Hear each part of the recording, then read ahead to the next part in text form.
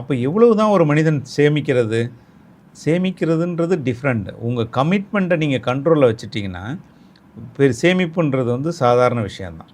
நம்ம கமிட்மெண்ட்டை இன்க்ரீஸ் பண்ண உங்களோட இன்கம் இன்க்ரீஸ் பண்ணிகிட்டே இருக்கணும்.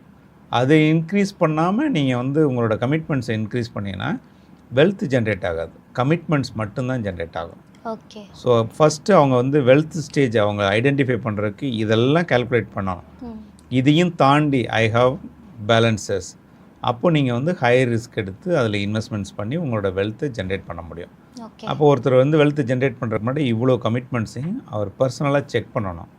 அதில் நம்பர் ஆஃப் இயர்ஸு எவ்வளோ நமக்கு க்ரோத்து அதில் இருக்குதுன்னு பார்க்கணும். ஸோ கமிட்மெண்ட் நம்ம வந்து நல்ல ஸ்டேஜில் இருக்கோமா, இன்கம் பண்ண முடியுமா.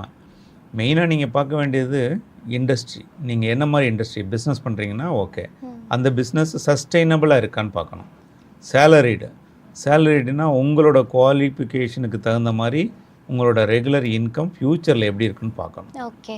இப்போது லாஸ்ட்டு ஒரு 1 month 2 monthஸாக நீங்கள் பார்த்துருப்பீங்க, நிறைய இந்த ஐடி செக்டர்ஸில் வந்து லே ஆஃப்ஸ்லாம் இருக்குன்னு.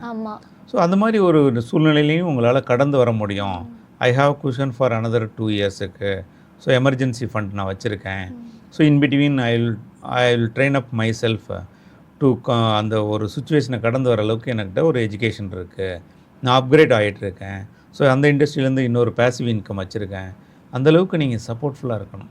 இவ்வளோ விஷயம் நீங்கள் தயார் பண்ணணும்.